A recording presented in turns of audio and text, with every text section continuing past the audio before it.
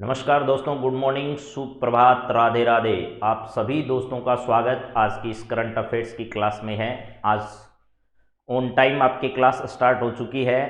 5:31 हुए हैं और आज 5 दिसंबर 2021 का दिन है। आप सभी पर बातचीत करेंगे वो करंट अफेयर्स की बातें जो पिछले 7 दिन में भारत और विश्व के नज़रिए से घटित हुई है। उन सभी महत्वपूर्ण विषयों पर आप सब लोगों से बातचीत करने वाले हैं आज। तो राधे राधे, जय श्री कृष्णा साहब, नमस्कार, गुड मॉर्निंग। आप सभी हाजिर हो चुके हैं। प्रियंका, अनु, दोसा, पिंकी, अंजू, पीयूष, राव, मनोज कुमार, मनीष कुमावत, अंजू, योगी जी, सभी दोस्तों का स्वागत है। राज, बसंती, बेरू सिंह, सुमित, सोनी, गणेश कुमार, सभी दोस्त, अजय सिंह एनडी मैथमेटिक्स जी, नमस्कार। सभी दोस्तों का नमस्कार, राधे राधे के साथ हार्दिक स्वागत और अभिनंदन। कविता, श्रवण, सुमन, सहारण, सुमित, सतगुरु जी, ज्योति जी, कविता, हिचकी, मिस, जया, सभी दोस्तों का स्वागत। और शुरुआत करते हैं वो करंट अफेयर्स की बातें जो पिछले 7 दिन में घटित हुई है और आपको वापस एक बार उनको रिवाइज करना बहुत जरूरी है। इसलिए आज की क्लास में हम रिवीजन करेंगे, उतनी डिटेल में बातचीत नहीं करेंगे जितनी डिटेल में हम पिछले 7 दिनों में करते हैं हर सवाल पर। आज सीधे सवाल पढ़ने हैं और आपको जवाब देना है। पहला ही आपके सामने कुछ पंक्तियां लिखिए। जिंदगी में कई मुश्किलें आती हैं और इंसान जिंदा रहने से घबराता है। न जाने कैसे हजारों कांटों के बीच में रहकर भी एक फूल मुस्कुराता है। तो ये जीवन है, इस जीवन की दौड़ में हारना नहीं है। कांटों के बीच, मुश्किलों के बीच भी रहकर हमें हमेशा मुस्कुराना आना चाहिए। यदि कोई युवक अपने शिक्षा काल में सदाचारी रहकर जीवन व्यतीत कर लेता है तो यह समझ लेना चाहिए कि वह जीवन भर के लिए कुछ बन गया है। उस काल में प्राप्त हुई सिद्धि उसके महान ऐश्वर्य के क्या है, सम्मान है। उसे जीवन में सब कुछ मिल गया है, ऐसा मानिएगा। 5 दिसंबर 2021 का दिन, और हौसले जिनके चट्टान हुआ करते हैं, रास्ते उनके ही आसान हुआ करते हैं। ए नादान, न घबराना इन परेशानियों से, यह तो पल भर के मेहमान हुआ करते हैं साहब। चलो जी, पहला सवाल आपके सामने है और आपको जवाब इसका देना है कि क्या जवाब होगा इसका, फिर हम बातचीत करेंगे। यहां पर जल्दी जल्दी जवाब दीजिएगा। हाल ही में 26 नवंबर 2021 को कौन सा संविधान दिवस मनाया गया? कौन सा संविधान दिवस था? 5वां, 6वां, 7वां, 8वां? हाल ही में 26 नवंबर को। आपको पता है 26 नवंबर को पहले हम, जब संविधान लागू नहीं हुआ था उससे पहले, जब रावी नदी के तट पर, आपको पता होगा, पंडित जवाहरलाल नेहरू ने आजादी की घोषणा की थी और ये कहा था कि भाई हम लोग अपना स्वतंत्रता दिवस मनाएंगे, हमें पूर्ण आजादी चाहिए। पूर्ण आजादी का जो मिशन है वो स्टार्ट किया गया था। तो उसी दिन हम पहले आजादी का महोत्सव मनाते आ रहे थे 26 तारीख को, जनवरी को। तो बोले 26 जनवरी का हमें क्या करना चाहिए, इंतजार करना चाहिए। इस दिन हम हमारा पूर्ण संविधान क्या करेंगे, लागू करेंगे। लेकिन 26 नवंबर की तारीख को संविधान के कुछ अनुच्छेदों को क्या कर दिया गया, लागू कर दिया गया था। और इसी दिन हम लोग जो है वो अब संविधान दिवस मनाते। पहले इसे विधि दिवस के रूप में मनाया जाता था। तो आप लोगों का एकदम सही जवाब आ चुका है। हाल ही में 7वां संविधान दिवस जो है वो क्या किया गया, हमने मनाया है। तो चलिए अगला सवाल जरा देखिएगा क्या है। भारत के पहले बहुआयामी गरीबी सूचकांक एमपीआई 2021 में सबसे ज्यादा गरीबी प्रतिशत वाला राज्य कौन सा है? तो मैंने कहा था ये एमपीआई जो है वो भारत का पहला है। भारत का क्या है, पहला है। हालांकि यूएनडीपी के द्वारा इसका क्या किया जाता है, जारी किया जाता है, लेकिन भारत का जो पहला है वो किसने जारी किया है, नीति आयोग के द्वारा जारी किया गया। किसके द्वारा, नीति आयोग के द्वारा जारी किया गया। और इसमें देखिए सबसे ज्यादा गरीब राज्यों की श्रेणी में फर्स्ट जो है वो बिहार है, सेकंड आपका झारखंड है, थर्ड आपका उत्तर प्रदेश है और चौथा आपका क्या है, आपका एमपी है। ये वो 4 राज्य हैं जो गरीबी की श्रेणी में सबसे ज्यादा खराब हालत के दौर से गुजरे हैं। बिहार है, झारखंड है, उत्तर प्रदेश है और मध्य प्रदेश है। इसके बाद आप फटाफट बता दीजिएगा इसमें राजस्थान का स्थान कौन सा है, राजस्थान का इसमें स्थान कौन सा है, ये भी आप लोग फटाफट इसी में बता दीजिए। वैसे आपको ये बताया हुआ है। तो बिहार याद रखना आपको, बिहार की स्थिति सबसे ज्यादा खराब है। ये बहुआयामी सूचकांक का मतलब बहुत सारे बिंदुओं को ध्यान में रखकर इसको क्या किया जाता है, तैयार किया जाता है। और यह आगामी वीडियो के एग्जाम की दृष्टि से बहुत इंपॉर्टेंट सवाल है मेरे दोस्तों। सीधा आपसे पूछ सकता है, हाल ही में भारत का पहला गरीबी बहुआयामी गरीबी सूचकांक 2021 किसने जारी किया? तो आपको जवाब देना है नीति आयोग। आपसे तो बहुत ही बेसिक सवाल वो पूछेगा, तो आप ध्यान रखना, ऐसा भी सवाल वो पूछ सकता है कि किसने जारी किया, तो नीति आयोग ने। आपका जवाब इसका सही आ चुका है। राजस्थान का इसमें कौन सा स्थान है? 8वां स्थान है गरीबी के मामले में। तो आपसे पहला तो सवाल वीडियो में यह पूछ सकता है कि किसने जारी किया? नीति आयोग ने। राज्य बिहार खराब स्थिति में, राजस्थान का स्थान। इससे ज्यादा हार्ड सवाल इस पेपर में आपसे वो नहीं पूछेगा। अगला सवाल, हाल ही में WHO ने कोविड-19 के किस नए वेरिएंट की पुष्टि की है? तो WHO ने, देखो, एक बोत्सवाना नाम का देश है, ठीक है, बोत्सवाना। यहां बोत्सवाना में एक नया जो वेरिएंट आया, पहले उसे बोत्सवाना वेरिएंट के नाम से जाना गया, लेकिन WHO ने जब इसकी पुष्टि की तो WHO ने जो अपना नाम दिया इसमें, वो नाम आपको ध्यान रखना है। क्या नाम दिया इसमें? ओमिक्रॉन है, जो आज बहुत ज्यादा चर्चा में पूरे देश भर की मीडिया में। इसका मतलब आगामी किसी परीक्षा में ओमिक्रॉन पर आपसे सवाल जरूर पूछा जाएगा। जीका तो खुद एक वायरस है, और कैप्रिकॉन इस प्रकार का नहीं है, न्यूट्रोनिक इस प्रकार का कोई वायरस नहीं है। जीका एक वायरस है, जीका से भी भयंकर बीमारियां होती है, आपको पता है, ठीक है। आपको WHO के द्वारा जो कोविड-19 के नए वेरिएंट की पुष्टि की गई है, वो उसको ध्यान रखना। बोत्सवाना इसका सही जवाब है, ठीक है। बोत्सवाना में क्या था? बोत्सवाना का वेरिएंट आया, उसको WHO ने क्या नाम दे दिया? ओमिक्रॉन। और यहां से अफ्रीकी देश से आए हुए कुछ भारतीय जो हैं, यानी या फिर भारत में आए यहां से कुछ लोग हैं जिन्होंने इस वेरिएंट का प्रवेश कहां करा दिया है? हिंदुस्तान में करा दिया है, यानी भारत में अब ये वेरिएंट पहुंच चुका है, ऐसी बात कही जा रही है। हाल ही में 26 नवंबर 2021 को भारत में श्वेत क्रांति के जनक डॉक्टर वर्गीज कुरियन की कौन सी जयंती मनाई गई हाल ही में? तो आपको बताया था कि 26 नवंबर के दिन हम क्या क्या करते हैं। एक तो हमारा संविधान दिवस मनाते हैं, एक तो क्या करते हैं? संविधान दिवस मनाते हैं, संविधान दिवस मनाते हैं। इसके अलावा इसी दिन ही वर्गीज कुरियन, जो श्वेत क्रांति के अग्रदूत माने जाते हैं, वर्गीज कुरियन, इनकी क्या मनाई जाती है? जयंती मनाई जाती है इसी दिन। और हाल ही में इनकी 100वीं जयंती जो है वो क्या की गई है? मनाई गई है। तो ये आपके लिए इंपॉर्टेंट सवाल बन जाता है कि हाल ही में इनकी 100वीं जयंती जो है वो मनाई गई। आप सबको बहुत अच्छे सवाल याद है, इसका मतलब आपकी तैयारी बहुत अच्छी है। तो चलिए जरा अगली बात करते हैं, और ध्यान रखना, दुग्ध उत्पादन में भारत का प्रथम स्थान है। दुग्ध उत्पादन में क्या है? दुग्ध उत्पादन में भारत का कौन सा स्थान है? आज के परिदृश्य में भारत का पहला स्थान है। डेयरी उद्योग के लिए एक देश है, डेयरी उद्योग के लिए, डेयरी उद्योग के लिए एक देश है, बहुत ज्यादा चर्चा में रहता है। उसका नाम क्या है? उसका नाम डेनमार्क है। उसका नाम क्या है? डेनमार्क है। ये ध्यान रखना, डेयरी उद्योग के लिए प्रसिद्ध है डेनमार्क जो है वो। चलिए अगला सवाल, हाल ही में स्वास्थ्य और परिवार कल्याण मंत्रालय द्वारा राष्ट्रीय परिवार स्वास्थ्य सर्वेक्षण के आंकड़े जारी किए गए। इसके अनुसार आपको बताना है सत्य कथन कौन सा है। क्या है? हाल ही में स्वास्थ्य और परिवार कल्याण मंत्रालय द्वारा राष्ट्रीय परिवार स्वास्थ्य सर्वेक्षण 2019-21 के आंकड़े जारी किए गए। इसके अनुसार सत्य कथन क्या है? सबसे अधिक बालिका विवाह जो है वो पश्चिमी बंगाल और बिहार में होते हैं, बात एकदम सही है। सबसे अधिक एनीमिया ग्रसित महिलाओं की संख्या पश्चिमी बंगाल में ज्यादा है, यह भी बात सही है। कम उम्र में विवाहों के अनुपात में सबसे अधिक कमी कहां देखी गई है? तो राजस्थान, मध्य प्रदेश और हरियाणा में देखी गई है, यह भी बात सही है। इसका मतलब ये सभी कथन इसके क्या हैं? सत्य हैं। हाल ही में ये राष्ट्रीय परिवार यानी नेशनल फैमिली जो सर्वेक्षण आया है, यह बहुत ज्यादा चर्चा में है और ये 2019 से 20 का है। इसके बारे में जो भी बातें आपको बताई जा रही है उनको याद रखिएगा। यानी नाम क्या है? राष्ट्रीय परिवार स्वास्थ्य सर्वेक्षण 2021 है। जारी किसने किया है? तो स्वास्थ्य और परिवार कल्याण मंत्रालय के द्वारा इसे जारी किया गया है। इसके सभी कथन आपके सही हैं। सबसे ज्यादा अच्छे से याद रखना, सबसे अधिक बालिका विवाह कौन से राज्यों में होते हैं? तो पश्चिमी बंगाल और बिहार में। सबसे अधिक एनीमिया ग्रसित महिलाओं की संख्या कहां है? पश्चिमी बंगाल में। और जो नया अनुपात सुधरा है किसका? बालिका के छोटी उम्र में विवाह करने का, वो कहां पर? राजस्थान, मध्य प्रदेश और हरियाणा में उसमें सुधार आया है। अगला सवाल, राष्ट्रीय दुग्ध दिवस के अवसर पर इन विट्रो फर्टिलाइजेशन लैब कहां शुरू की गई है? यानी इन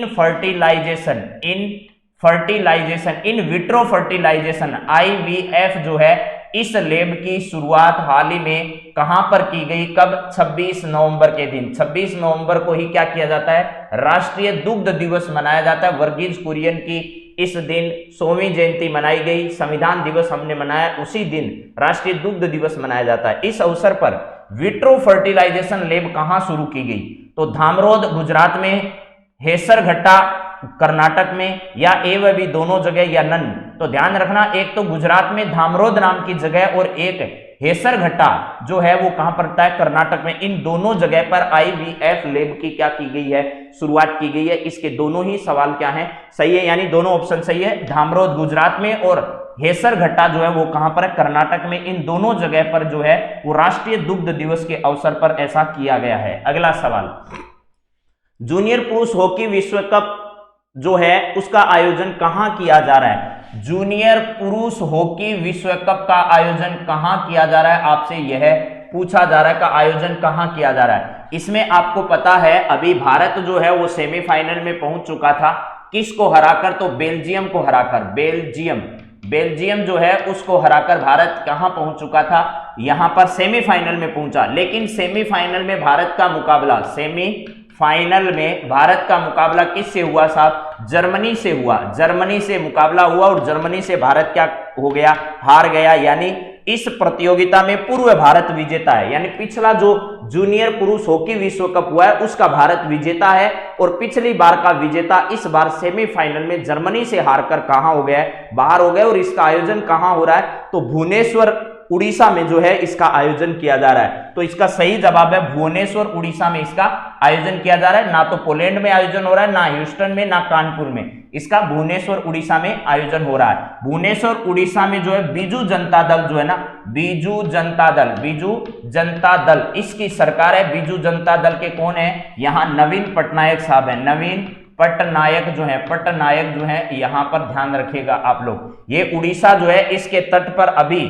एक जो आपका चक्रवात है, इस उड़ीसा तट पर अभी हाल ही में एक चक्रवात ने क्या किया है? चक्रवात आज वो दस्तक देने वाला है या लेट रात तक वो आ चुका होगा। उसमें आपको बताना है कि उस चक्रवात का नाम क्या है पहली बात तो, उसके बाद वो किस भाषा का शब्द है, तो ये मैं बता देता हूं, अरबी भाषा का शब्द है। ठीक है, उसका मतलब क्या होता है? उसका मतलब दयालु होता है। ठीक है, उसका मतलब क्या होता है? दयालु या उदार होता है। उदार या दयालु उसका जवाब होता है या अर्थ होता है। उसके बाद उसका नाम जो रखा गया है वो सऊदी अरब ने उसका क्या रखा है?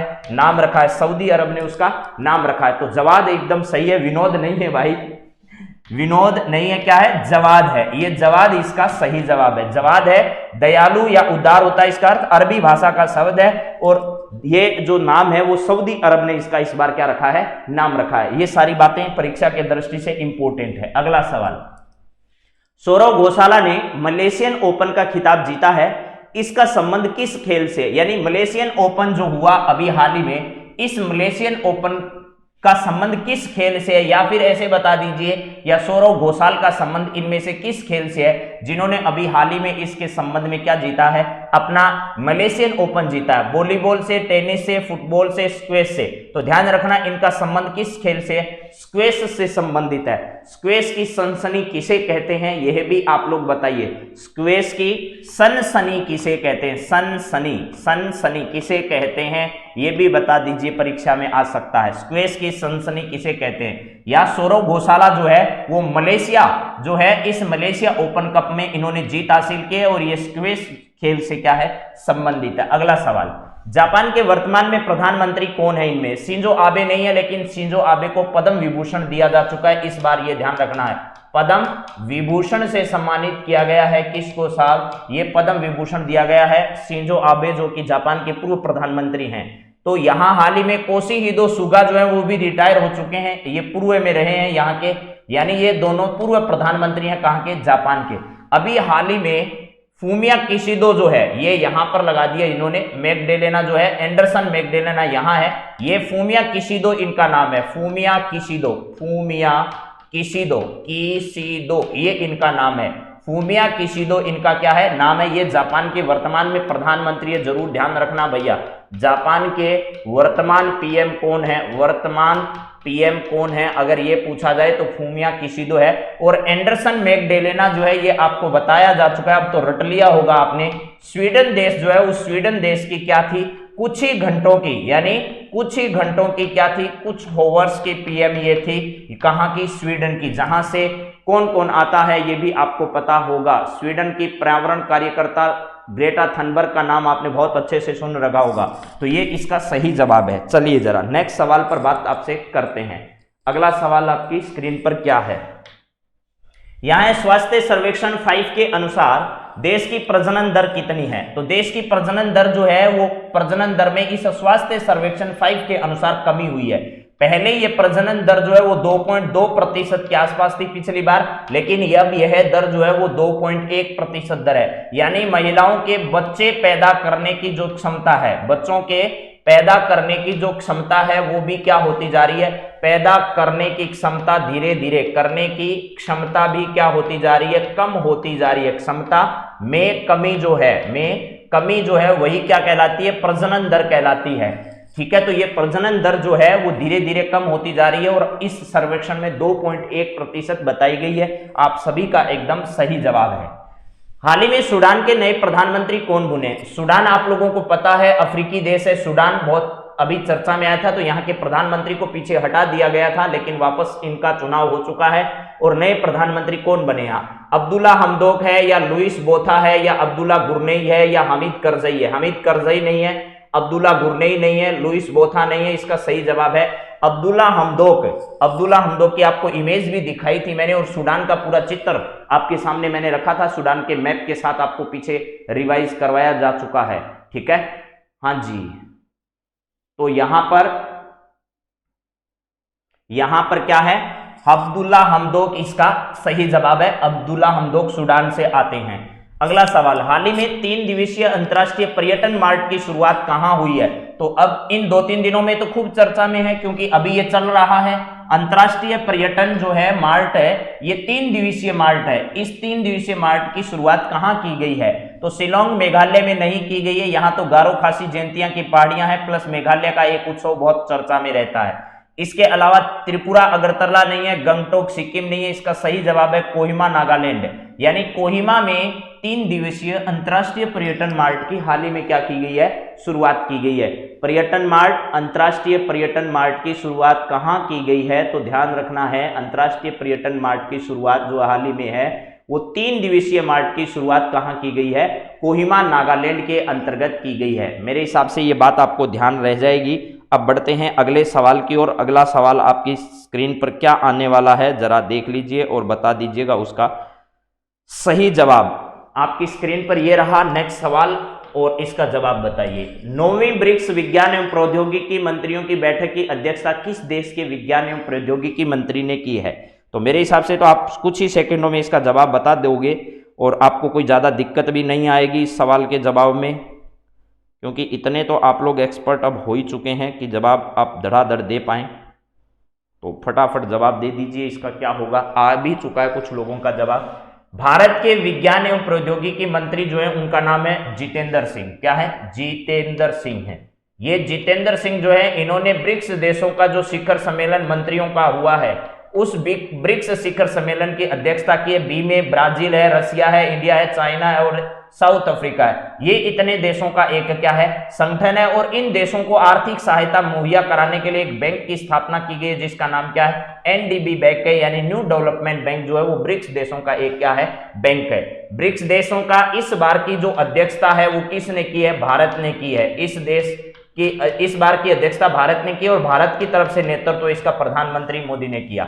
इसके अलावा कोप जो हुआ इस बार, कोप 26 का आयोजन किया गया, उसके बाद कोप 27 का आयोजन किया गया, कोप 27 का आयोजन। तो यह भी बताया था कि कोप में इस बार हमारी तरफ से उद्घाटन सत्र में प्रधानमंत्री ने भाग लिया और समापन सत्र जो है उसमें आपके किसने भाग लिया था, तो भूपेंद्र यादव जो है, भूपेंद्र यादव जी ने इसमें क्या लिया था, भाग लिया था, जो कि हमारे वन पर्यावरण एवं श्रम मंत्री हैं, उन्होंने इसमें भाग लिया था।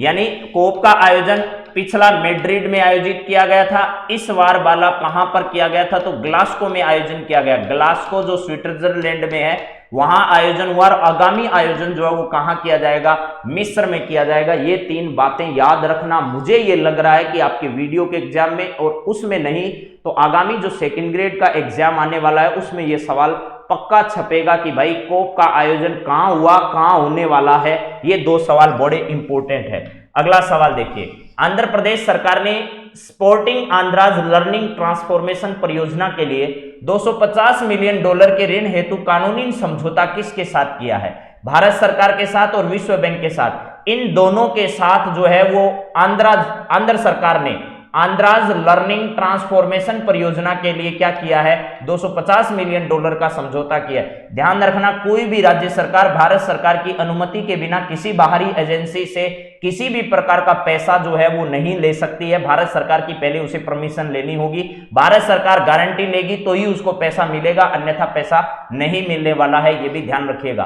तो इसका सही जवाब क्या है? भारत सरकार और विश्व बैंक दोनों है। विश्व बैंक और IMF की दोनों की स्थापना जो है वो 1944 में एक साथ की गई थी, ब्रेटन वुड सम्मेलन के तहत की गई थी और वाशिंगटन DC में इन दोनों का मुख्यालय। अभी हाल ही में IMF में दूसरा जो सेकंड लार्जेस्ट पद है, ठीक है, पहला तो मैनेजिंग डायरेक्टर का है, उसके बाद डिप्टी मैनेजिंग डायरेक्टर का जो पद है, डिप्टी मैनेजिंग डायरेक्टर का जो पद है वो भारतीय महिला गीता गोपीनाथ को दिया गया। गीता गोपीनाथ, सवाल इंपॉर्टेंट है, पहले परीक्षा में आ चुका है गीता गोपीनाथ पर सवाल और आगामी परीक्षाओं में भी आएगा। तो इसका सही जवाब जो है वो क्या है? C ऑप्शन है। चलिए नेक्स्ट बात करते हैं, चेक गणराज्य के नए प्रधानमंत्री किसे बनाए गए? Petr Fiala, Fumio Kishida, Magdalena Andersson, Dame Sandra Mason. तो देखिए जरा ध्यान से सुनिए, ये तो हैं जापान के, सारे याद हो जाएंगे आपको। ये कहां के हैं? जापान के। ये मैग्डेलेना एंडरसन जो आपको बताया थोड़ी देर पहले, स्वीडन के कुछ ही घंटों की प्रधानमंत्री बनी। इसके बाद डेम सेंड्रा मेसन अभी हाल ही में एक ऐसा देश है जिस देश ने अपने आप को क्या किया? गणतंत्र घोषित किया है। क्या किया है? गणतंत्र घोषित किया। उस देश का पहले तो आप बताइए नाम क्या है, ठीक है? उस नाम को बताने के बाद आपको पता चलेगा उसने अपने आप को गणतंत्र घोषित किया है। और उसकी पहली महिला राष्ट्रपति जो है, पहली महिला राष्ट्रपति जो सेंड्रा मेसन को क्या किया गया है? बनाया गया है राष्ट्रपति। यहां की किसको बनाया गया? तो डेम सेंड्रा मेसन को बनाया गया। लेकिन आपसे तो चेक गणराज्य के बारे में पूछ रहा है, तो चेक गणराज्य जो है वो पेटर फियाला चेक गणराज्य के। यह जो देश है, यह कौन सा है? कैरेबियाई देश है। क्या है? कैरेबियाई देश है, कैरेबियाई देश है। अगर विश्व इतिहास आप पढ़ते हो तो इंग्लैंड की एक नीति रही है, इंग्लैंड यानी ब्रिटेन की यानी यूके की एक नीति रही है, ये लोगों को अपना उपनिवेश बनाता था। क्या बनाता था? उपनिवेश। उपनिवेश का मतलब होता है जहां अपना सामान बेचने के लिए वो ऐसे स्थानों की तलाश करते थे, ठीक है? एकदम सही जवाब आपका आ चुका है, बारबाडोस इसका सही जवाब है। क्या है? बारबाडोस, बारबाडोस, बारबाडोस, ये एकदम सही है, आपने रट लिया इसको। ये बारबाडोस है, ये उपनिवेश था किसका? यूके का। इस उपनिवेशता को समाप्त करते हुए बारबाडोस ने कहा आज से हम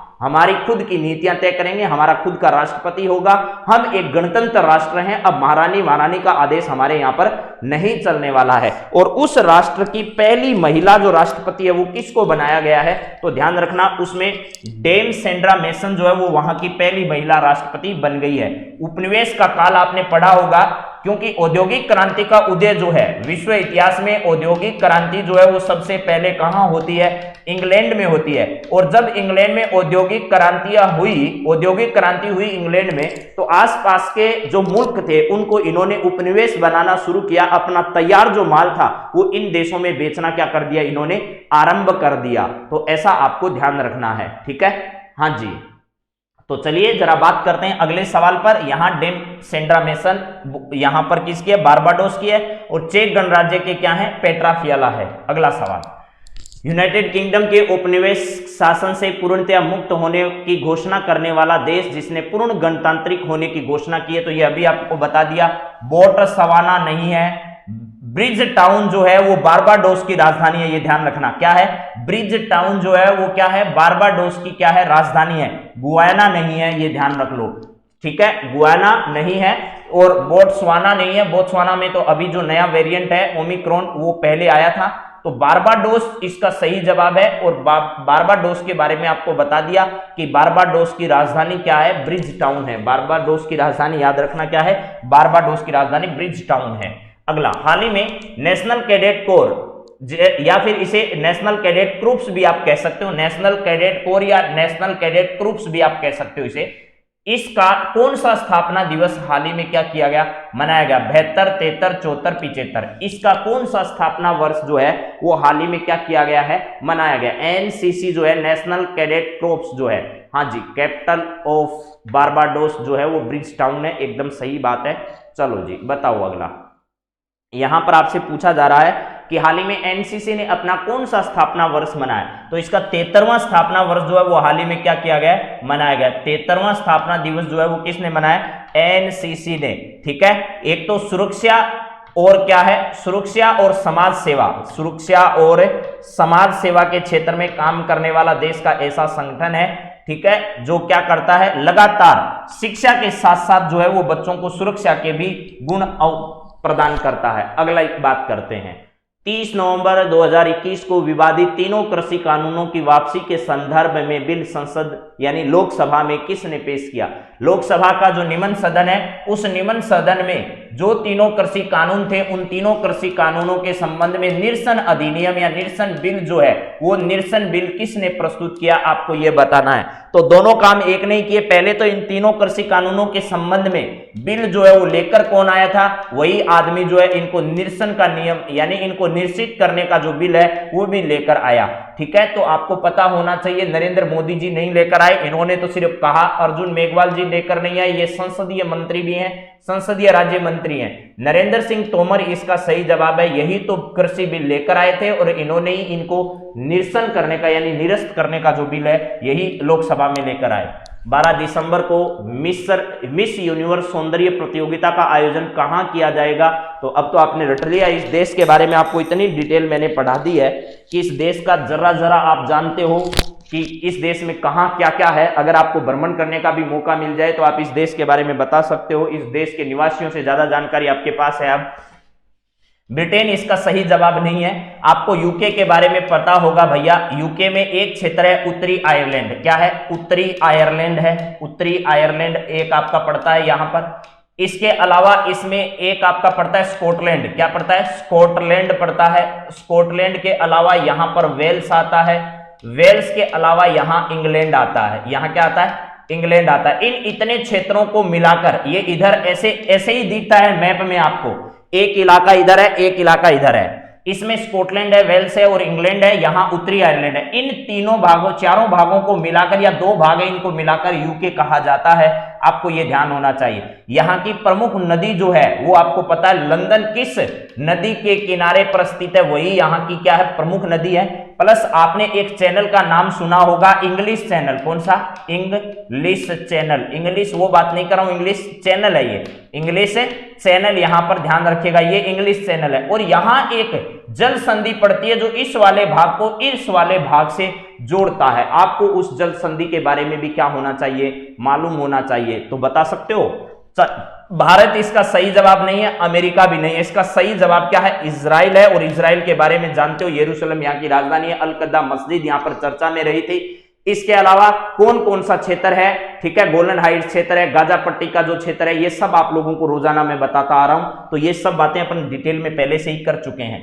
चलिए अगला सवाल जरा देखिए और ये भी बताइएगा जरा, यहां इजराइल के कौन से शहर में इसका आयोजन किया जाएगा, इजराइल के कौन से शहर में, जेरूशलेम में आयोजित नहीं होगा, उससे ऊपर मैंने एक शहर बताया जहां पर इसका क्या किया जाएगा, आयोजन किया जाएगा। और कल हमने एक बात यह भी की थी कि इजराइल का एक ऐसा शहर कौन सा है जो दुनिया का सबसे महंगा शहर है। इजराइल का एक ऐसा शहर बताइए जो दुनिया का सबसे महंगा शहर है, उस शहर का नाम बताइए और वो यरूशलेम के नजदीकी क्या है, स्थित है। यह कल की क्लास में था और सवाल भी अंत में आएगा।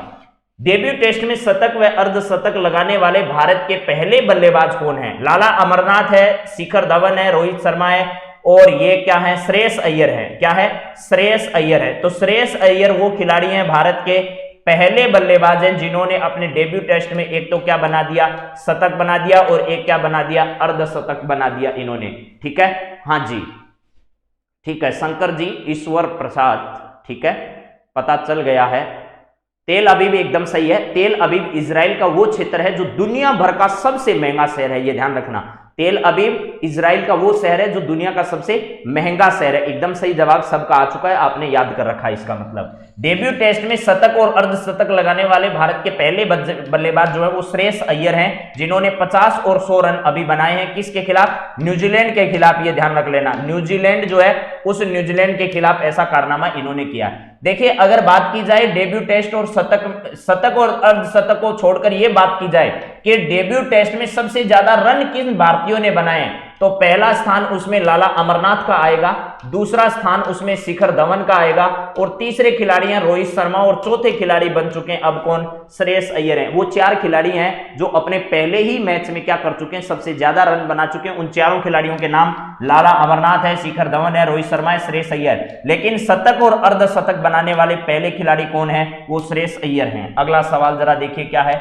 हाल ही में केंद्रीय अप्रत्यक्ष कर व सीमा शुल्क बोर्ड का अध्यक्ष किसे बनाया गया है? यानी हाल ही में केंद्रीय अप्रत्यक्ष कर व सीमा शुल्क बोर्ड का अध्यक्ष किसे बनाया गया? विवेक चौधरी को, अतुल करवाल को, शीलवर्धन को, राकेश अस्थाना को। तो ये तो ऑप्शन से भी आप कर सकते हो, ठीक है। आरती शाह ने इंग्लिश चैनल को पार किया, ठीक बात है साहब, हाँ जी, वेरी गुड। चलो यहां पर क्या है?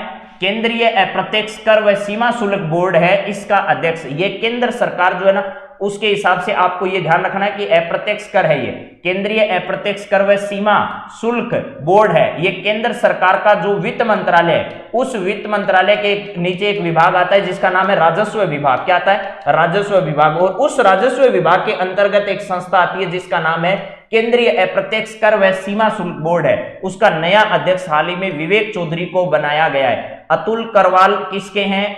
शीलवर्धन सिंह किसके हैं? शीलवर्धन सिंह बिहार कैडर के अफसर हैं, आईपीएस अफसर हैं, और अतुल करवाल जो है वो गुजरात कैडर के अफसर हैं। अतुल करवाल जो है इनको एनडीआरएफ जो है, एनडीआरएफ इसके प्रमुख बनाए गए, और शीलवर्धन को सीआईएसएफ जो है इसके प्रमुख बनाए गए। राकेश अस्थाना आप सब लोग जानते हैं। मुझे ये बता दीजिएगा हाल ही में बीएसएफ जो है इसका जो है वो स्थापना वर्ष मनाया जा रहा है, यानी इसकी स्थापना का जो 1 दिसंबर को इसकी स्थापना हुई थी।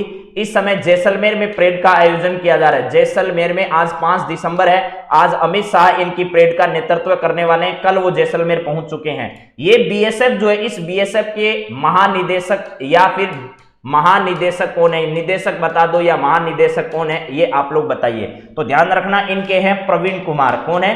प्रवीण कुमार जो है वो ध्यान रख लेना, ये है प्रवीण कुमार। अगला सवाल जरा देखिएगा, ये है हाल ही में ट्विटर के नए सीईओ किसे बनाया गया है? तो रट लिया आपने, आप इनके नाम से ज्यादा, इनके घर वालों से ज्यादा आप इनको अब जान रहे हैं, तो इनका नाम भी आपने खूब याद किया है।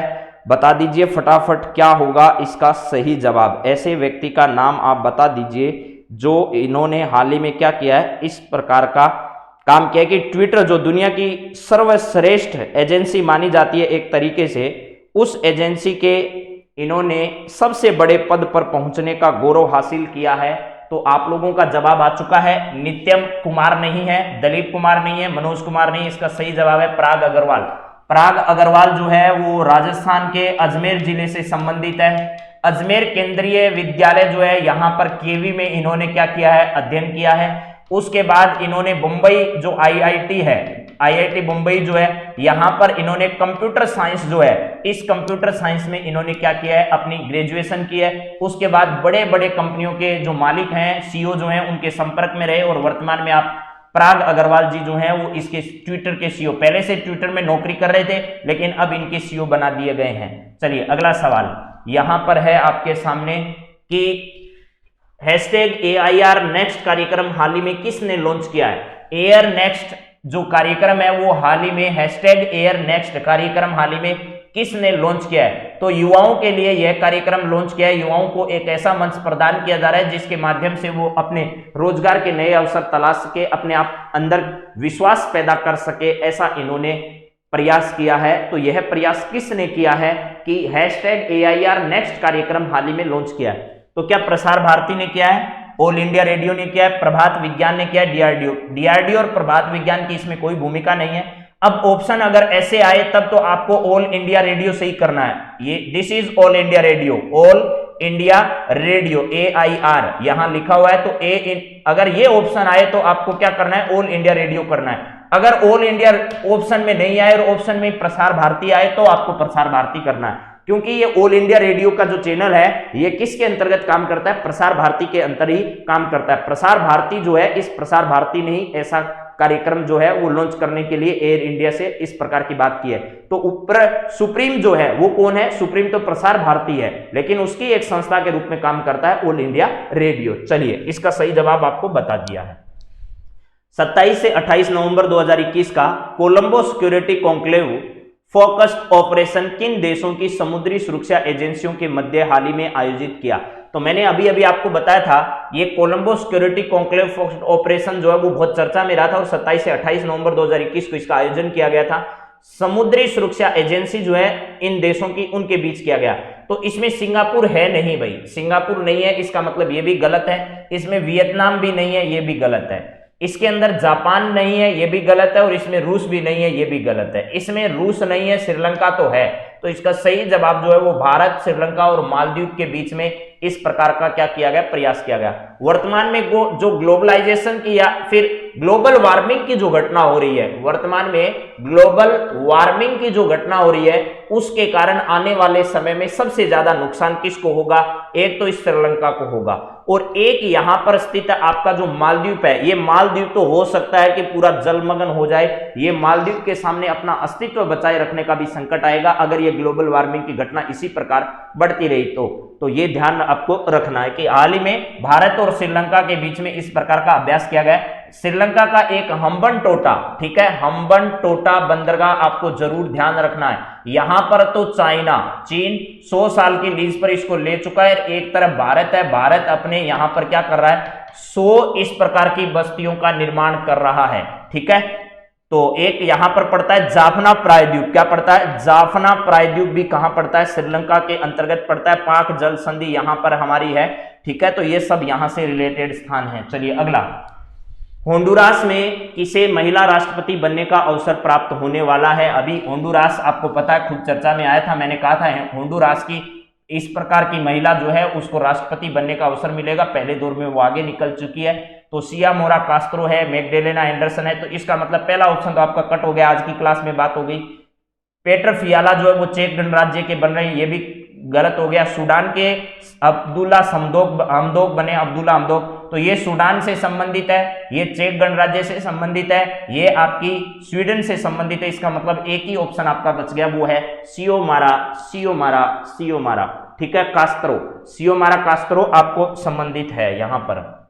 अगला सवाल जरा देखिएगा क्या है, होंडुरास यहां है। हाल ही में शिरोमणि गुरुद्वारा प्रबंधन कमेटी ने 44वां अध्यक्ष किसे बनाया? ये शिरोमणि गुरुद्वारा प्रबंधक कमेटी मैंने आपको बता दिया, 3 राज्य हैं भारत के, एक आपका पंजाब है, एक आपका हिमाचल प्रदेश है और एक आपका क्या है, हरियाणा है, ठीक है। पंजाब है, हिमाचल प्रदेश है और क्या है, हरियाणा है। इन 3 राज्यों में जितने पंजाबियों के गुरुद्वारे बने हैं, क्या बने, गुरुद्वारे बने हैं, उन गुरुद्वारों का प्रबंधन करने का काम कौन करता है? ये शिरोमणि गुरुद्वारा प्रबंधन कमेटी करती है।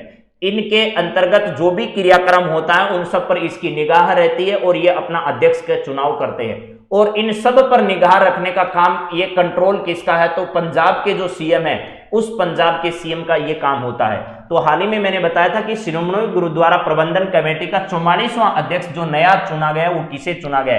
तो हरजिंदर सिंह धामी जो है वो इसके नए अध्यक्ष क्या किए गए हैं, चुने जा चुके हैं। मिट्ठू सिंह नहीं, राजवीर सिंह नहीं, नवजोत सिंह नहीं, तो हरजिंदर सिंह धामी जो है वो वर्तमान में शिरोमणि गुरुद्वारा प्रबंधन कमेटी के नए अध्यक्ष हैं। लियोनेल मेसी ने विश्व फुटबॉल में सर्वश्रेष्ठ खिलाड़ी के रूप में बैलेंडी अवार्ड कौन सी बार जीता है? तो 5वीं बार नहीं जीता साहब, किसने? लियोनेल मेसी ने। इसके अलावा उन्होंने 6ठी बार भी नहीं जीता और 8वीं बार भी नहीं जीता। 7वीं बार इन्होंने, लियोनेल मेसी ने दुनिया के सर्वश्रेष्ठ फुटबॉलर होने का, दुनिया के सर्वश्रेष्ठ फुटबॉलर होने का इन्होंने क्या कर लिया है, खिताब हासिल कर लिया है। चलो जी अगला सवाल जरा देखिए क्या है आपका। वर्तमान में भारतीय नौसेना के प्रमुख के नए महाप्रमुख जो है, नए एडमिरल जो है वो किसे बनाए गए हैं, आपको ये बताना है। तो करमवीर सिंह ने अपने पद से इस्तीफा नहीं दिया, सॉरी, सेवानिवृत्त हो गए हैं करमवीर सिंह जी। इनके स्थान पर आर हरि कुमार जो है वो नए नौसेना प्रमुख बनाए गए। और कल आपको पता होगा, कल क्या मनाया गया था, नौसेना डे बनाया गया था, नौ सेना डे जो है वो क्या किया गया था, मनाया गया था। कब साहब, ये 4 दिसंबर को, 4 दिसंबर को क्या किया गया, नौसेना डे भी आपने मनाया। आर के चौधरी इसका सही जवाब नहीं है, विपिन रावत भी इसका सही जवाब नहीं है। तो आर हरि कुमार हैं, ये नए नौसेना प्रमुख बने गए हैं। ठीक है, अगला सवाल, जिरीबाम तुमुल इंफाल रेल परियोजना के अंतर्गत बनने वाली भारत की दूसरी सबसे लंबी टनल आपको बतानी है, किस राज्य में बन रही है। देश की सबसे लंबी टनल जो है वो आपको पता है जम्मू कश्मीर में स्थित है, जम्मू कश्मीर में स्थित है। और अगर आप पंजाब के रास्ते जम्मू कश्मीर जाना चाहते हो, यदि आप पंजाब के रास्ते होते हुए, ठीक है, और अगर आप जाना चाहते हो जम्मू कश्मीर के लद्दाख वाले इलाके में या फिर लेह वाले इलाके में, या आप पंजाब से होकर जाना चाहते हो और ज्यादा ऊपर सियाचिन वाले क्षेत्र में, तो आपको कहां से होकर गुजरना पड़ेगा, या आप पीओके जाना चाहते हो तो आपको दुनिया की सबसे या भारत की सबसे लंबी जो टनल है उस लंबी टनल से होकर गुजरना पड़ेगा। लेकिन अभी हाल ही में दूसरी लंबी टनल जो है वो 10.2 किलोमीटर की जो लंबी टनल है वो भारत के किस राज्य में बन रही है, तो जिरीबाम तुमुल इंफाल परियोजना जो है वो मणिपुर राज्य में बनाई जा रही है। और यहां पर सबसे ऊंचा जो है, भारत का सबसे ऊंचा ही नहीं, एशिया का भी सबसे ऊंचा जो है वो रेलवे लाइन का ट्रैक बिछाया जा रहा है। ये सबसे ऊंचा रेलवे पुल यहां पर क्या हो रहा है, बनकर तैयार हो रहा है। और इसको 2022 तक क्या कर लिया जाएगा, पूरा कर लिया जाएगा। और ये टनल का काम जो है वो 2023 तक क्या कर लिया जाएगा, पूरा कर लिया जाएगा। तो इसका सही जवाब क्या होगा, इंफाल आ चुका है, तो मणिपुर आपका सही जवाब होगा, ना मिजोरम, ना अरुणाचल प्रदेश और ना नागालैंड। यानी देश की वर्तमान केंद्र सरकार जो है वो पूर्वोत्तर को किसी भी तरीके से भारत से अलग नहीं होने देना चाहता है, किसी भी तरीके से चीन को अपने मंसूबों में कामयाब नहीं होने देना चाहता है। क्यों? क्योंकि वो जानता है कि हम चिकन नेक के माध्यम से पूर्वोत्तर से जुड़े हुए हैं। अगर वहां से चाइना ने कभी ऐसा कर दिया तो हमारा पूर्वोत्तर से संबंध क्या हो जाएगा, समाप्त हो जाएगा। इसीलिए भारत सरकार ने क्या किया है, ठीक है, तो इस बात को ध्यान रखना कि यहां पर 10.2 किलोमीटर की ये जो टनल जो है, ये टनल बनाई जा रही है, ये पूर्वोत्तर के इन सभी इलाकों को, और ये जो इसके ऊपर जो लंबा ब्रिज बनाया जा रहा है, इससे माल को यहां ले जाने में तो एक क्या होगी, आसानी होगी, प्लस यहां से कनेक्टिविटी जो है वो भी आसान हो जाएगी। 2 घंटे जो 10 घंटे का रास्ता था वो 2 घंटे में क्या किया जा सकता है, तय किया जा सकता है। तो इसका सही जवाब क्या होगा, मणिपुर होगा। नेक्स्ट सवाल पर बात करें, हाल ही में भारतीय पर्वतारोहण फाउंडेशन की पहली महिला अध्यक्ष किसे बनाया गया है। भारतीय पर्वतारोहण फाउंडेशन की पहली महिला अध्यक्ष जो है वो ऋत्विका श्री को नहीं बनाया गया, काम्या कार्तिकेयन को नहीं, संतोष यादव को नहीं, वो बनाया गया है हर्षवंती बिष्ट को। हर्षवंती बिष्ट है, ये क्या है, हर्षवंती बिष्ट को अभी हाल ही में बनाया गया है। हाँ टाबरों, good morning, good morning, good morning लाग रहे हो, सवाल का जवाब दो भैया। हाँ जी, चलो, वेरी गुड, वेरी गुड, अरे वाह, ए जवाब आ गया है, हर्षवंती बिष्ट इसका सही जवाब आपका आया है, वेरी गुड, अरे वाह, अरे वाह। यहां है हर्षवंती बिष्ट जो है वो भारतीय पर्वतारोहण फाउंडेशन की पहली महिला अध्यक्ष बनी है। अगला सवाल, विश्व एड्स दिवस 1 दिसंबर को मनाया जाता है। वर्ष 2021 को मनाए गए विश्व एड्स दिवस की थीम क्या है। छुआछूत नहीं है, भेदभाव भी नहीं है, वायरस भी नहीं है। इसका मतलब पहला वर्ड यूज में अनइक्वलिटी है, एंड अनइक्वलिटी और एंड एड्स है, एंड अनइक्वलिटी और एड्स, AIDS, एड्स दिवस 1 दिसंबर को मनाया जाता है।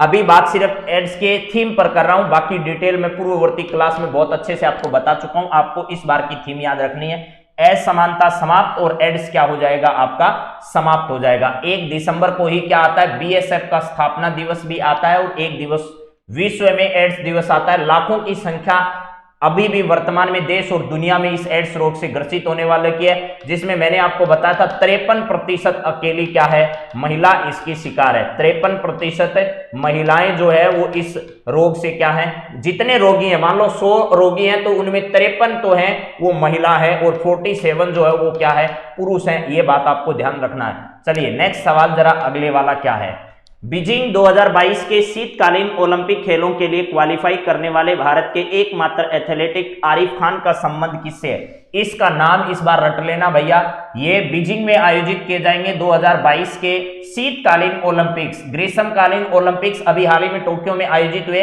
शीतकालीन फिर ग्रीष्मकालीन, ऐसा जो है वो प्रति 2 वर्ष बाद होता है और सेम जो आयोजन है वो प्रति 4 वर्ष बाद आयोजित होता है। यानी पहले शीतकालीन हो गया तो फिर ग्रीष्मकालीन, फिर वापस शीतकालीन कितने वर्ष बाद आएगा तो 4 साल बाद आएगा, ऐसे आयोजन इनका होता है। तो ये आरिफ खान जो है इन शीतकालीन में भारत की ओर से भाग लेने वाले एकमात्र व्यक्ति हैं। राजस्थान से नहीं है, इनका संबंध जम्मू कश्मीर से, ना आंध्र प्रदेश ना हरियाणा से। आज तक भारत ने इस शीतकालीन ओलंपिक में जो है वो एक भी मेडल प्राप्त नहीं किया है, ये भी बात आपको ध्यान रखना है। जम्मू कश्मीर आरिफ मोहम्मद साहब का जन्म, ठीक है, आरिफ मोहम्मद जो है इनका संबंध है, आरिफ खान साहब का जम्मू कश्मीर से संबंध है। सीमा सुरक्षा बल अपना स्थापना दिवस 1 दिसंबर को मनाता है। वर्ष 2021 में स्थापना दिवस की कौन सी वर्षगांठ मनाई गई? और अभी हाल ही में मैंने आज ही की क्लास में बताया है आपको कि हाल ही में इन्होंने अपना स्थापना वर्ष तो मनाया है, प्लस यहां पर जैसलमेर में इसकी जो वार्षिक परेड है, जैसलमेर में इनकी वार्षिक परेड जो है इसका आयोजन जो है वो 5 दिसंबर यानी आज के दिन यानी रविवार को इसका आयोजन होगा। और इसका नेतृत्व है कौन कर, नेतृत्व का मतलब इसकी सलामी कौन लेने वाले हैं, कौन इसका मूल्यांकन करने वाले हैं? तो देश के गृह मंत्री जो हैं, देश के गृह मंत्री करने वाले हैं। तो चलिए जरा इसका सही जवाब आपका आ भी गया, 57वां स्थापना वर्ष आप लोग सब बता रहे हैं, तो स्थापना वर्ष कौन सा है? 57वां इसका सही है।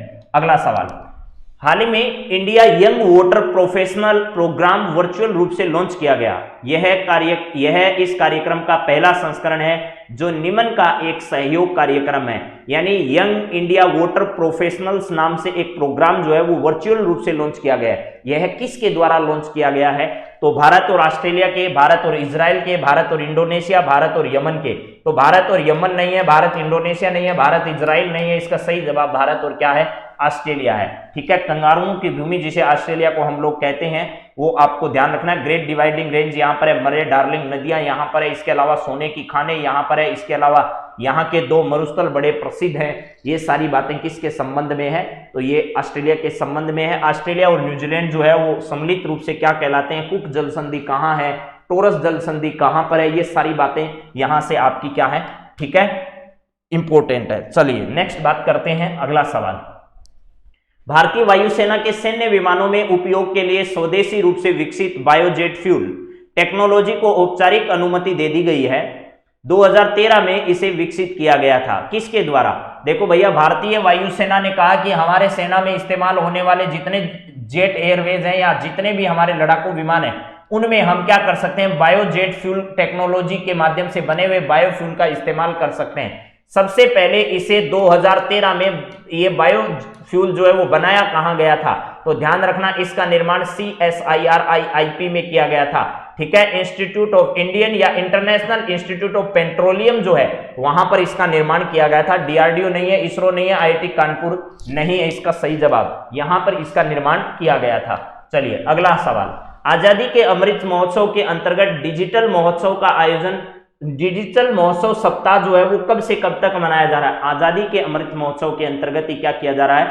डिजिटल महोत्सव नाम का एक सप्ताह मनाया गया। ये कब से कब तक मनाया गया? 29 से 5 दिसंबर तक, 25 से 2 दिसंबर तक, और 28 से 3 दिसंबर तक, और 30 से लेकर के 6 दिसंबर तक। तो आजादी के अमृत महोत्सव के अंतर्गत जो है इस सप्ताह का आयोजन कब से कब तक किया जा रहा है ये बताइएगा। ठीक है, हाँ जी, वेरी गुड वेरी गुड, आप एकदम सही दिया जी। 29/5 जवाब आपका सबसे ज्यादा आ रहा है कि 29/5 जो है इस समय इसका किया गया। तो वेरी गुड, एकदम सही जवाब है। जिन्होंने भी 29/5 आपका जवाब दिया है, 29 नवंबर से लेकर के आज 5 दिसंबर को इस सप्ताह का अंतिम दिन है। और ये आजादी के अमृत महोत्सव यानी हमारी आजादी के 75 वर्ष जब पूर्ण होंगे उस उपलक्ष्य पर विभिन्न प्रकार के कार्यक्रम आजादी के अमृत महोत्सव के रूप में क्या किए जा रहे हैं? मनाए जा रहे हैं।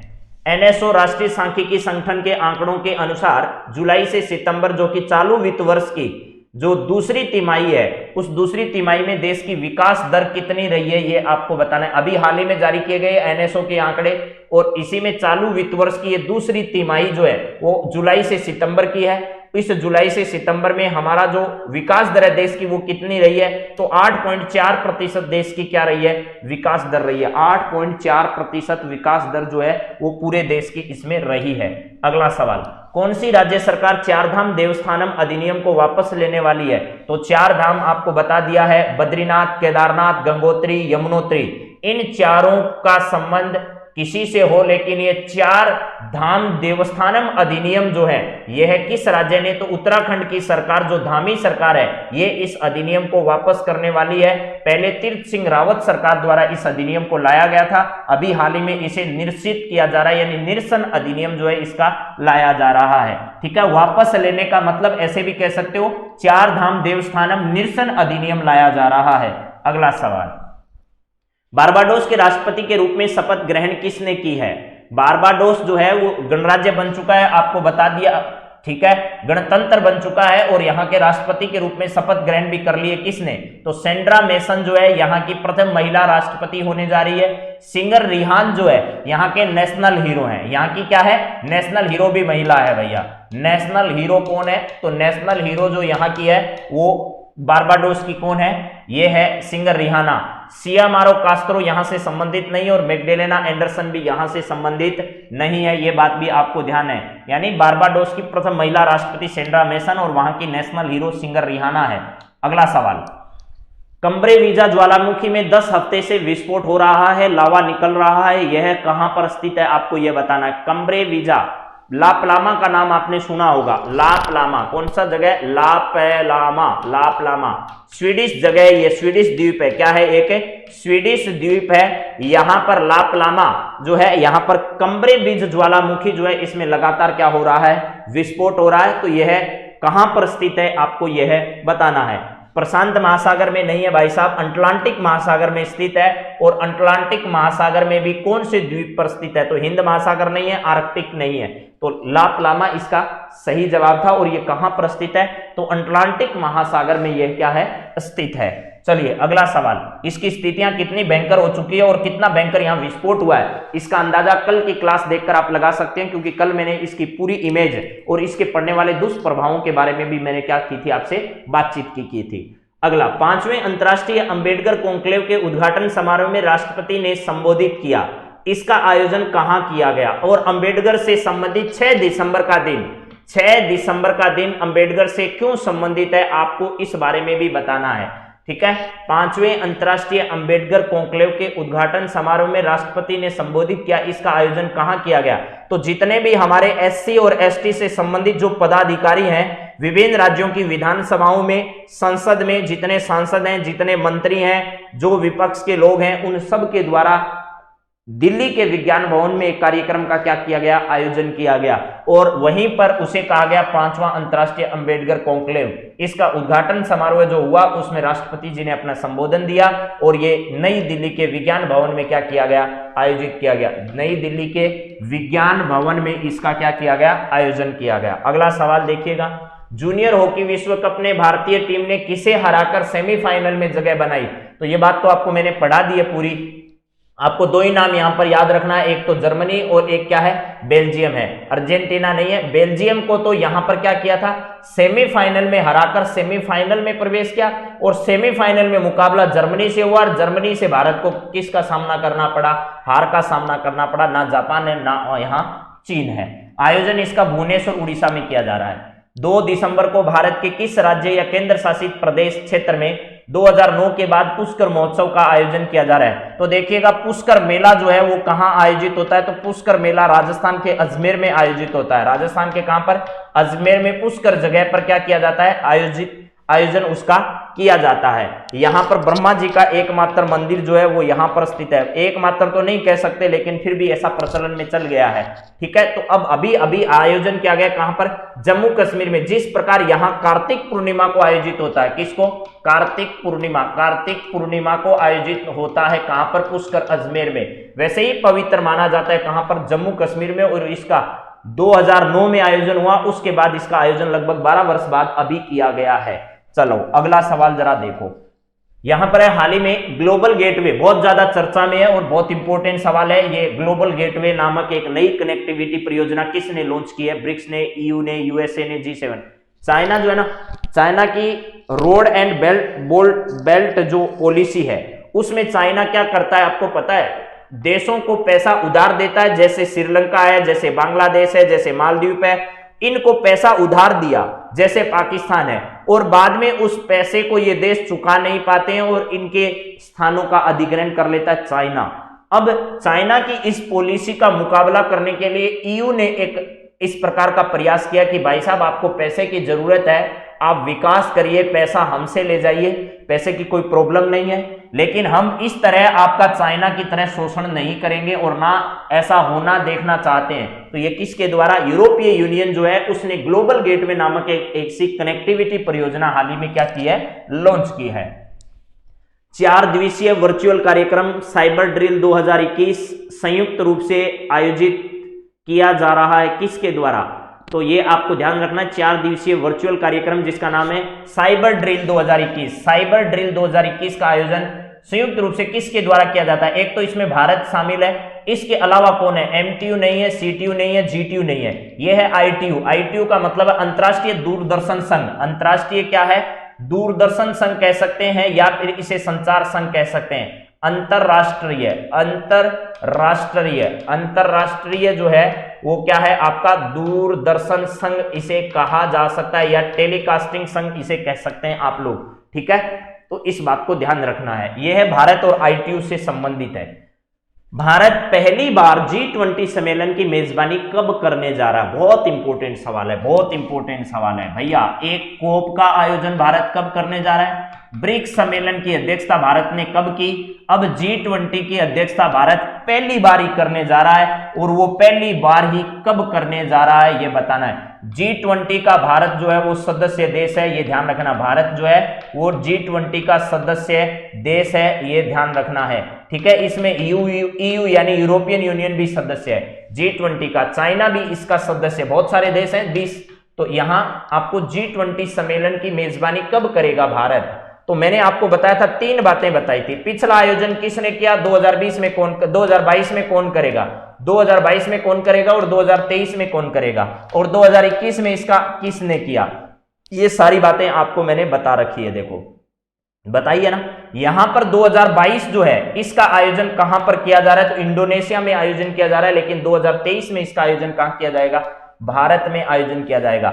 2021 में इसका आयोजन कहां किया गया, तो इटली में इसका आयोजन किया गया था, कहां पर, इटली में इसका आयोजन किया गया था। 2023 का आयोजन भारत में किया जाएगा, ये इसका सही जवाब है, 2023 में इसका आयोजन पहली बार भारत में किया जाएगा। अगला सवाल, 2 से 3 दिसंबर 1984 की मध्य रात्रि को मध्य प्रदेश की राजधानी भोपाल में घटित हुई भोपाल गैस कांड ने हाल ही में कितने वर्ष पूर्ण कर लिए हैं, ठीक है। यूनियन कार्बाइड नाम की कंपनी थी उस समय, अब इसका नाम बदल दिया गया है, डाउ कंपनी अब इसका नाम है, क्या नाम है, डाउ कंपनी नाम है, अब इसका ध्यान रखना है। पहले यूनियन कार्बाइड कंपनी थी, ठीक है, यूनियन कार्बाइड इंडिया इसका नाम रखा गया था। इसमें अमोनिया जो है, ठीक है, मिथाइल आइसोसाइनाइड जिसे अपन कह सकते हैं, क्या मिथाइल आइसोसाइनाइड जो है, इसके रिसाव की वजह से इसमें हजारों लोगों की मौत हो गई, लाखों लोग इससे आज भी प्रभावित है।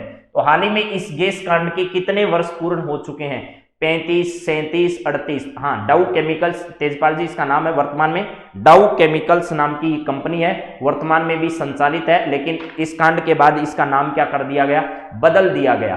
तो आपको यह बताना है कि अभी हाल ही में इसके कितने वर्ष जो हैं वो क्या हो चुके हैं, पूर्ण हो चुके हैं। तो आप सब लोगों एकदम सही जवाब आ रहा है, 37 वर्ष हाल ही में इसकी स्थापना को क्या हो चुके हैं, यानी इस कांड के हो चुके हैं 2 से 3 दिसंबर 1984 को। इसी उपलक्ष्य में हम एक दिवस भी मनाते हैं, कौन सा, विश्व पर्यावरण दिवस, विश्व प्रदूषण नियंत्रण दिवस, प्रदूषण नियंत्रण दिवस भी हम क्या करते हैं, राष्ट्रीय प्रदूषण है ये, विश्व नहीं है, प्रदूषण दिवस भी इस दिन क्या किया जाता है, मनाया जाता है, प्रदूषण नियंत्रण दिवस भी इस दिन मनाया जाता है। तो 37 वर्ष हाल ही में इसके क्या हो चुके हैं, पूर्ण हो चुके हैं। अगला सवाल, ग्लोबल कार्बन प्रोजेक्ट द्वारा प्रकाशित एक रिपोर्ट के अनुसार वैश्विक कार्बन डाइऑक्साइड उत्सर्जन पिछले वर्ष की तुलना में 2021 में किस स्तर तक बढ़ सकता है।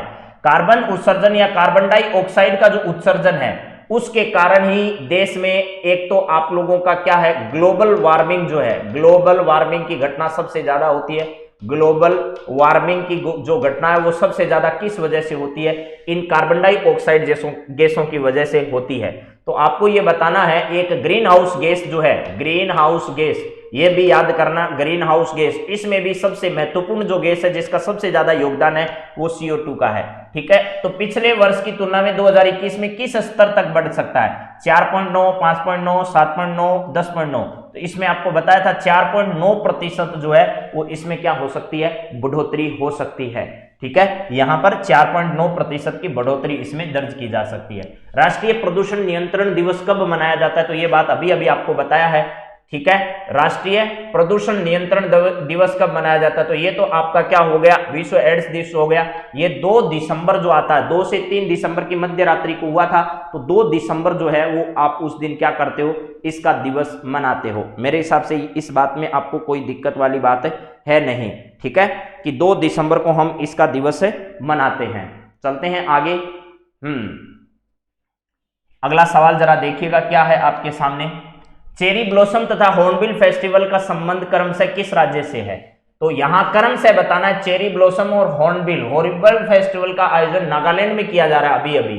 तो इसका मतलब दूसरा नागालैंड कहां पर है? तो दूसरा नागालैंड एक ही जगह है, यहां पर नहीं है, यहां पर नहीं है। इसका सही जवाब होगा मेघालय में चेरी ब्लॉसम अभी पीछे मनाया गया, और नागालैंड में अभी हॉर्नबिल फेस्टिवल का। नागालैंड का स्थापना दिवस किस दिन आता है आपको पता है? नागालैंड का स्थापना दिवस आता है 1 दिसंबर को। स्थापना दिवस कब आता है? नागालैंड का स्थापना दिवस है वो भी आता है 1 दिसंबर को। अब 1 दिसंबर से आपको 3-4 बातें याद हो गई। देखो 1 दिसंबर को क्या काम हुआ? 1 दिसंबर को विश्व एड्स दिवस मनाया जाता है। 1 दिसंबर को ही BSF का स्थापना दिवस आता है। ठीक है, और 1 दिसंबर को ही नागालैंड जो है, नागालैंड, उस नागालैंड का क्या आता है? स्थापना दिवस। तो नागालैंड के स्थापना दिवस के अवसर पर ही इसका क्या किया जाता है? आयोजन किया जाता है। चलिए अगला देखिएगा।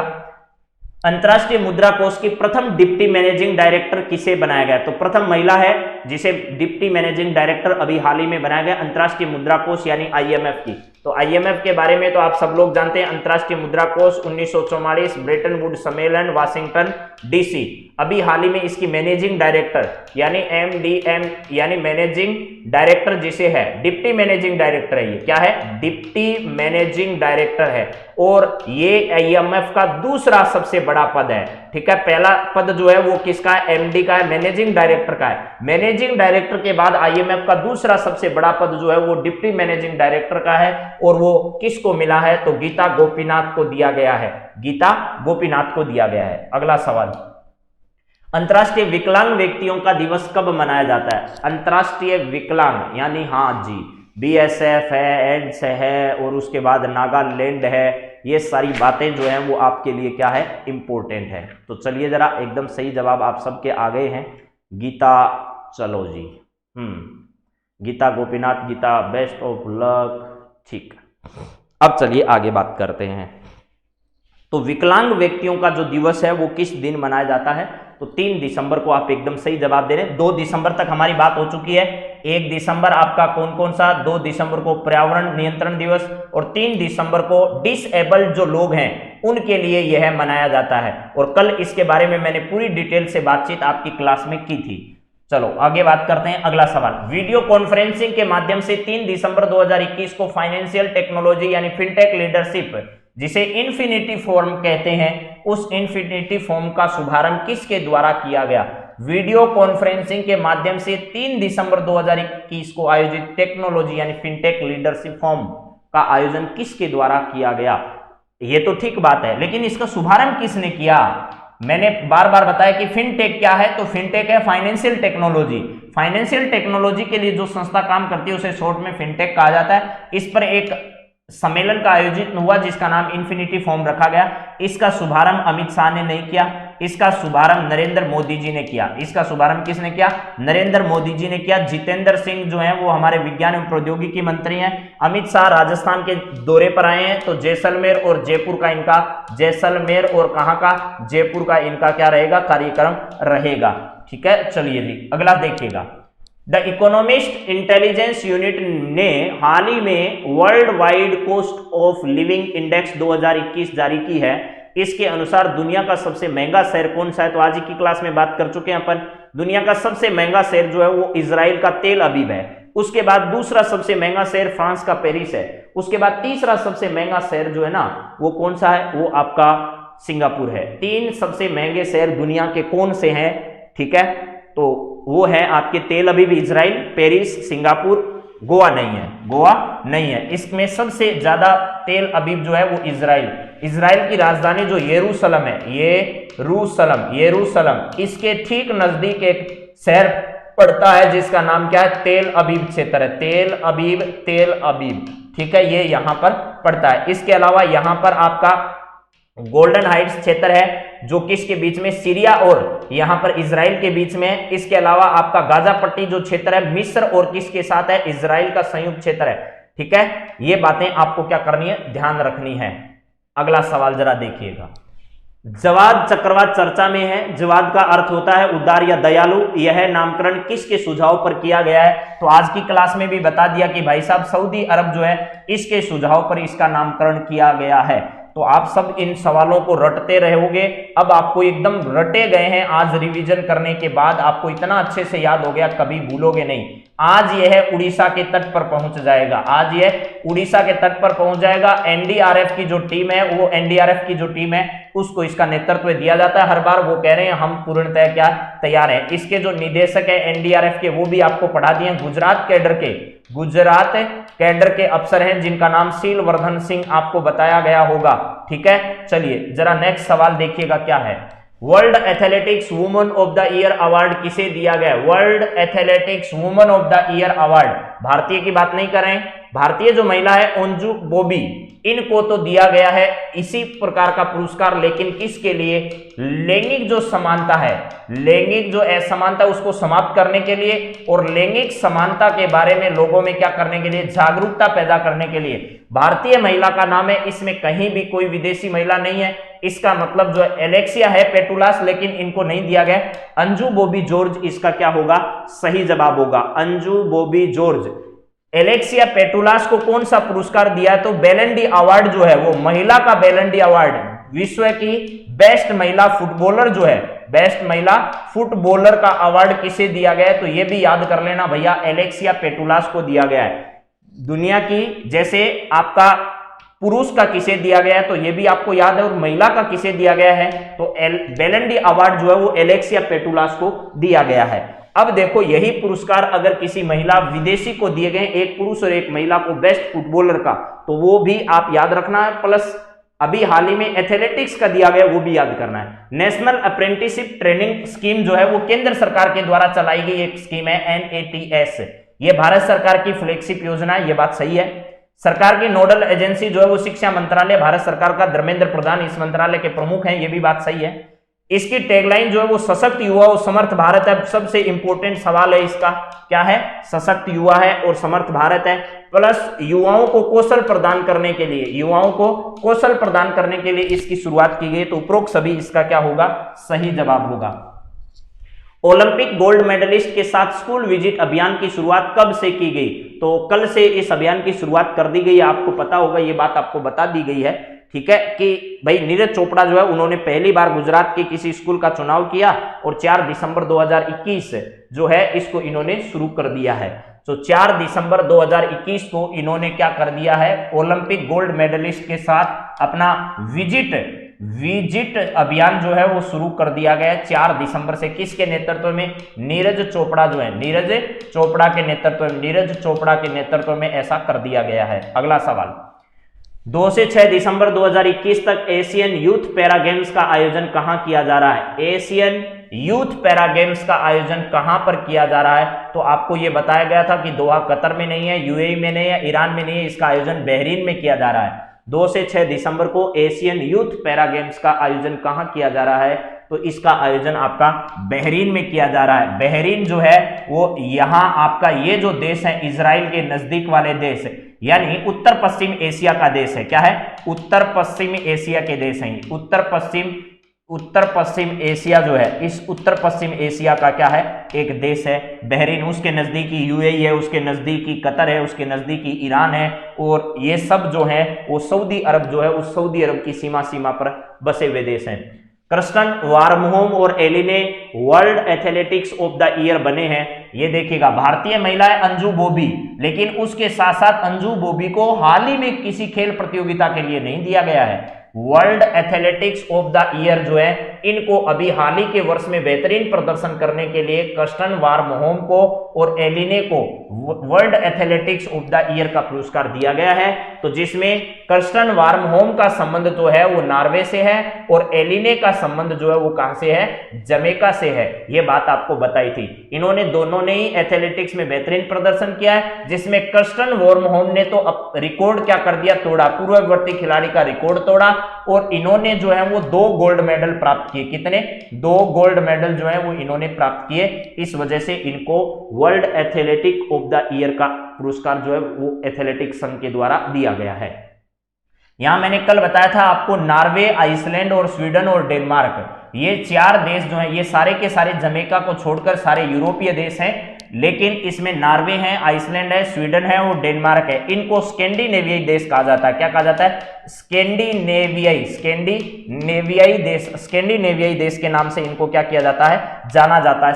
स्कैंडिनेवियाई देश के नाम से इनको जाना जाता है। ठीक है, ये बात आप ध्यान रखिएगा। चलिए बात करते हैं अगले सवाल पर। तो दोस्तों, आपके जितने भी सवाल थे उन पर हमने साप्ताहिक रिवीजन आपके सामने कर दिया है। अब आप सभी इन सवालों को बड़ी डिटेल से एक बार आप और पढ़ लीजिएगा।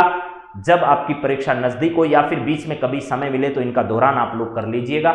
इसके अलावा आपको इससे ज्यादा सवाल जो हैं वो याद करने की जरूरत नहीं, क्योंकि कुछ भी छोड़ा नहीं है। राजस्थान के हालांकि सवाल मैंने रिवाइज इस सप्ताह नहीं कराए, राजस्थान का रिवीजन भी आपको कराएंगे।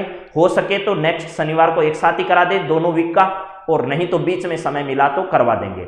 इसके अलावा मैं कोशिश करूंगा कि शनिवार को आपके राजस्थान से पहले शुक्रवार को आपकी एक क्लास हम बेरोजगारी और जो आपका एक गरीबी का टॉपिक है वीडियो के एग्जाम में, उस पर मैं एक वीडियो आपके सामने शुक्रवार को लेकर आऊं। तो आप सभी की राय क्या है इस बारे में मुझे जरूर अवगत कराएं। क्या शुक्रवार को उस क्लास का आपको इंतजार रहेगा कि कैसे वीडियो के एग्जाम में आपसे बेरोजगारी और गरीबी से सवाल पूछे जाएं? उसमें बहुआयामी गरीबी सूचकांक बहुत इंपॉर्टेंट है जो इस बार जारी किया गया नीति आयोग के द्वारा। तो बाकी बातें भी उसके संबंध में कौन कौन सी समितियां बनाई गई, क्या क्या आंकड़े हैं आज तक के, उन सब पर बातचीत करेंगे। तब तक आप सभी का दिन मंगलमय हो और आप सभी को बहुत बहुत धन्यवाद आज इस क्लास से जुड़ने के लिए। तो thank you, have a nice day. आप सभी का दिन मंगलमय हो। हाँ जी, सभी सहमत हो तो आप सबका एक बार फिर धन्यवाद और जरूर बात करेंगे। इस बार शुक्रवार को आप सब तैयार रहें वीडियो के एग्जाम के लिए। गरीबी और बेरोजगारी का टॉपिक जो है वो लेकर आप सब लोगों के सामने हम आएंगे और बातचीत करेंगे। तो बहुत बहुत धन्यवाद, thank you, have a nice day.